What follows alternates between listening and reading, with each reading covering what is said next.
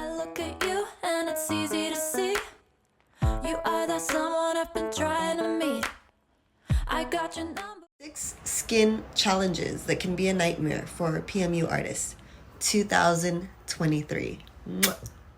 I'm Mandie your PMU big sis, the one and only Umami Mommy. Nice to be here with you. Never thinking you would be my number one. First one we'll talk about is going to be deep set wrinkles.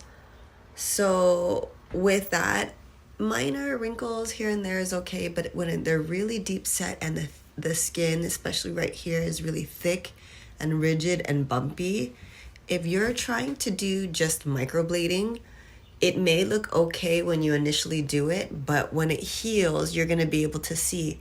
Plus, when you move your skin, you can kind of see like this area right here, it moves. This area right here is different, right? So this here, it's like a thicker muscle.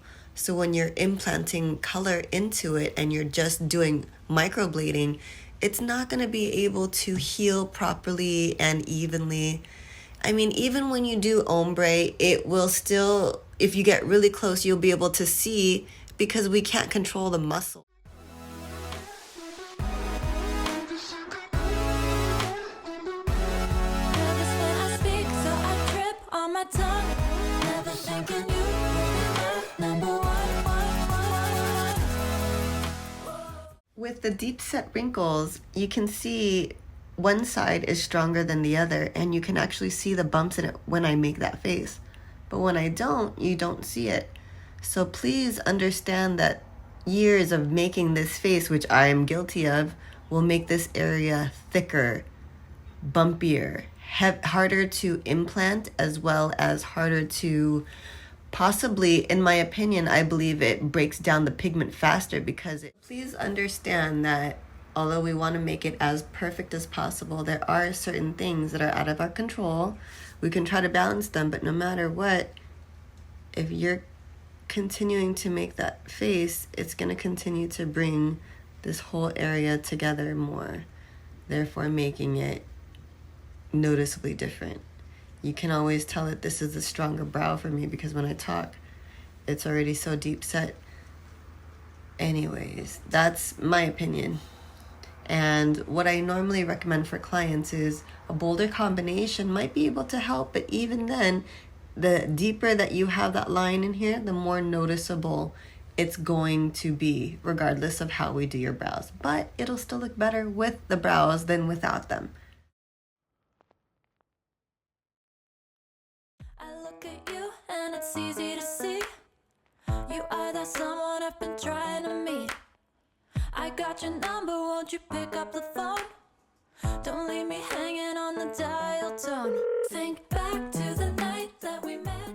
So let's talk about asymmetry. Lots of things can cause asymmetry, and the severity of it will depend on a lot of different factors, but possible causes could be muscle tone, hair loss, UV exposure. As much as we'd love to create like 100% symmetrical healed results, the reality is there's a lot of factors that are out of our control. So with muscle tone, again, depending on how much you use the left side or the right side more when you're talking or you're expressive, that could make a difference. Hair, so for instance, I have my brows done, but on this side here, if you actually feel it, there's no hair here. There's a little bit more hair on this side, and there's not a lot of hair here, but very little hair here. So it really depends on the hair and how it falls over that it makes it look. Down, there's no stopping us, 'cause we own this town. Never knew I could have such fun. Never thinking you would be my number one.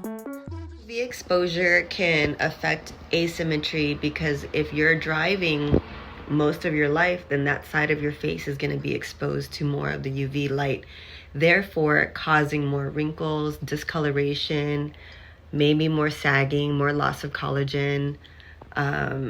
So it would shift it significantly, especially if you're doing it all the time, or if you're you know, on the passenger side all the time, this side is going to be more exposed, you know, or if you sleep more on this side, then the hair pattern on one side is going to be rubbed off more over a lifetime versus the other side. You know, if you have a habit of like rubbing one eye more or one eyebrow more harder, you might have more hair loss there. So there's a lot of different reasons why, but we can help adjust it accordingly.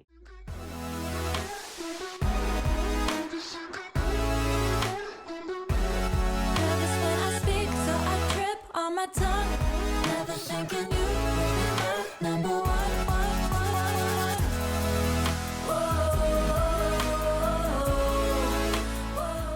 So number 3 is scar tissue from surgeries, keloids, accidents. This is the paramedical side that I deal with. This is more fibrous tissue. It can be more challenging for artists. It's a nightmare because it's harder to achieve proper retention and depth because of the texture and the size variant of the scar itself and the color variant, depending on if it's a darker or lighter than the actual skin color itself. It does take a few more sessions depending on the scar.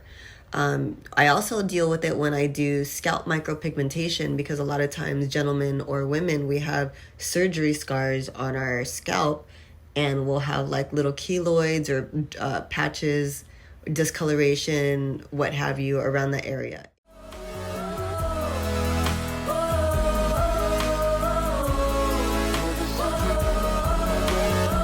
Jump in your car and we drive to the beach. The sun was setting, it was just you and me. Wind in my hair and the sand in my shoes. Could've chosen anyone, but I choose you. Number 4 in the 6 skin challenges that could be a nightmare for PMU artists is a client that has lots of freckles, moles, birthmarks. It's gonna affect the look of the symmetry. Due to the variation in color, it's kind of hard to see the crisp outline that we created initially. The redness intensifies the variation. So for instance, when you're doing lips and you have clients that have like freckles all over, just let them know that because they have freckles, most likely they have more sensitive skin anyways. They generally are fits like 1 or 2, 3 possibly with discoloration, but you can imagine if there's a lot of discoloration here, when you apply this, the ink and it's sensitive, it's going to cause a little bit of redness. That mixed with the swelling and the existing discoloration.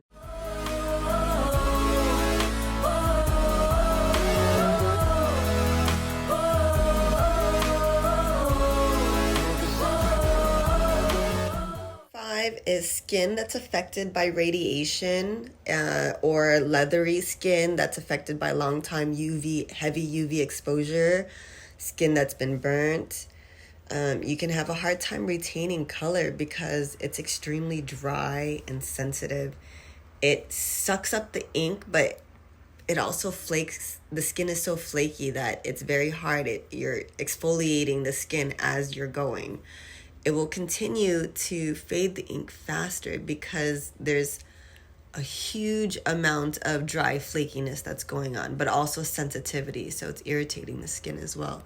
That is something that I've definitely found to be a nightmare, or could be a nightmare for PMU artists. That's why you gotta call me. We can be besties. I can help you out. We can chat once or twice a month, and I can help you. The night that we met, jumping in the pool, talk to you, dripping wet. Nervous when I speak, so I trip on my tongue. Never thinking you would be my number one.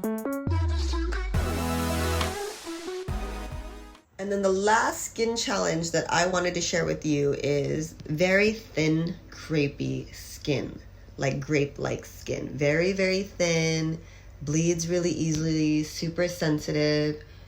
Be very, very careful with this type of skin. Go really lightly, less pressure, lighter color. Talk to them, make sure that they're okay. Be careful, they do bleed easier, so you don't want to go so heavy-handed with darker colors with this type of skin. They may need more icing or numbing cream, depending on what you like to do or what service you're doing. But let me know if you're having issues with client sensitivity. I can share some tips with you. Skin will probably heal a little bit truer to color because it's very light and very thin in nature. So just be careful with it. Let me know if you're having any trouble with numbing cream or getting clients to be more comfortable with the whole procedure. I have lots of different tips and tricks that I can help you as your PMU Big Sis. Nervous when I speak, so I trip on my tongue.